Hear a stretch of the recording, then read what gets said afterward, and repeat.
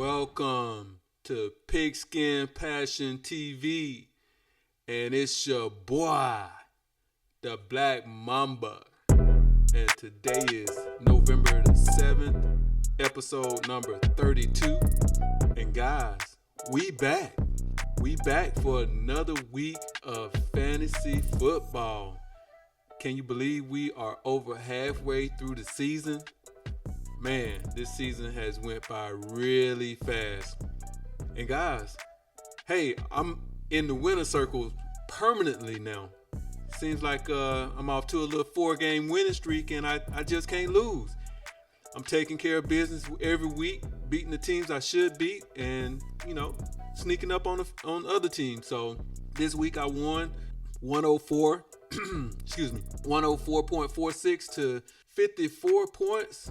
And this guy played his team. Actually, I was a little worried. I mean, he had some players on there that could really turn it up, a la Lamar Jackson, Travis Kelce. But once those players were held in check, I knew I had a good chance to win. So it turned out to be a really good, easy win for me. And as you can see, I had CJ Stroud on my bench with 55 points, which I would have been kicking myself if I had a loss. But who knows? Every blue moon, things like that happen where a player just breaks out and they put up some record numbers. So either way, I'm happy with the win. And with that said, let's get into this week's waiver wire pickups. Don't have a whole lot, not really a whole lot of big pickups out there, but I do have a few for each position if you're in need. And man, this year has really been a weird year with injuries. It seems like every week there's somebody going down with the season-ending Achilles injury. So this week I think it was Cam Akers, and there was one other player that I can't think right now who it was. But anyway, let's get to these picks, guys. And if you're in need of quarterbacks, I have a couple of quarterbacks for you.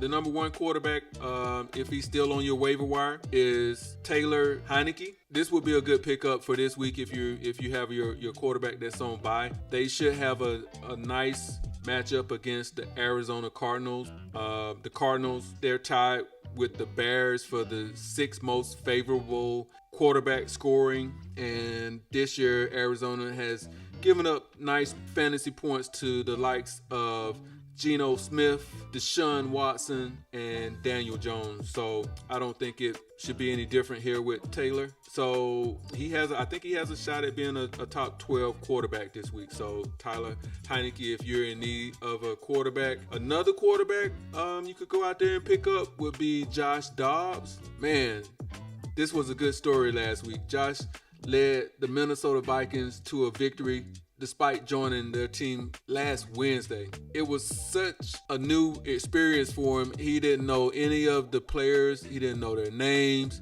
He didn't know any of the plays. He was in the huddle asking the players, what do you do if you go to this side? It was kind of crazy, and they ended up winning that game. He scored a tutty on the ground, and this week he could be getting Justin Jefferson back, but I think that would be pick his numbers up if that's the case. So Josh Dobbs would definitely be a guy that I would go out and pick up if he's on the waiver wire. And if you need a running back this week, and this actually may be a good pickup for the remainder of the year, and that would be Keaton Mitchell with the Baltimore Ravens. And I'm going to be a little petty here. I pegged this guy to be a stash back in week 4. If you want to go back to the archives and look at some of my waiver wire pickups, I just didn't have room to hold him on my bench, and I was in need of wins right now. I couldn't wait, but it looks like he's finally getting his chance. It took a while for him to get there, but he got on the field last week to show what he was capable of, and Coach John Harbaugh said that he's going to get a lot of playing time. Granted, they have 2 other running backs, which means it's going to be a running back by committee, which means that he may or may not be productive from week to week, but his big play capability makes him an intriguing play whenever if you ever need a running back. So Keaton Mitchell is definitely somebody I would go out there and try to pick up. Another running back, if he's available, which he should be, is Jamal Williams with the New Orleans Saints. Alvin Kamara has been seeing decreased playing time over the last few games. This was the most that Jamal has been involved last week since his injury to his hamstring. So I think at the very least, he would make a good stash if you need a running back. And moving along to tight end. Actually, let's go with wide receiver. So the next pickup would be Noah Brown. He just shot from out of nowhere, guys. He had a big week last week. I think he had like over 150 yards receiving, and he was just out there balling with CJ Stroud throwing him the ball all over the field. So if he's available, I would go out and scoop him. That may have been his season-long game last week. Who knows? He may be able to put those numbers up for the rest of the year, but definitely if you're in need of a wide receiver, he would be a guy that I would be going out and trying to get. And at the tight end position with the Tampa Bay Buccaneers, K. Otton, last week he posted a 6-catch, 70 yards for 2 touchdowns.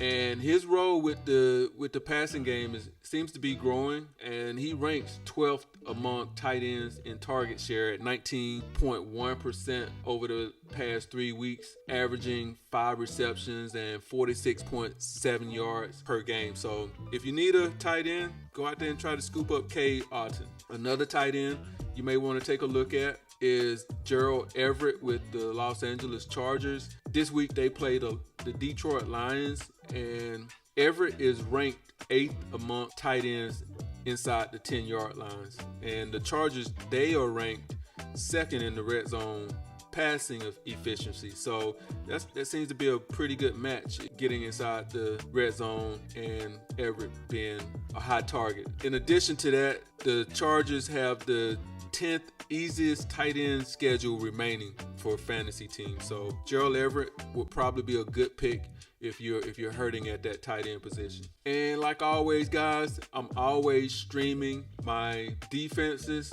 2 defenses that I would look at this week if I was streaming defenses would be, the first one would be Detroit Lions. They actually would be a good pickup for the remainder of the year. They could probably cover most of the weeks you need a defense, and they actually have a pretty easy fantasy schedule for the remainder of the year as well. That schedule would be the 9th easiest, and that includes the Bears, the Broncos, and the Vikings. And the other team that I would stream this week if you need a defense would be the Minnesota Vikings. They are tied for 6th in the NFL in turnovers at 12 and 10th in total defensive scoring at 72 points. And they got some good matchups coming up as well. They have the Bears and the Broncos coming up. And if you hold them through week 13, they have the Raiders coming up in week 14, which that may not be as good a matchup as it seemed last week, but they do have some favorable matchups coming up here in the next few weeks. So guys,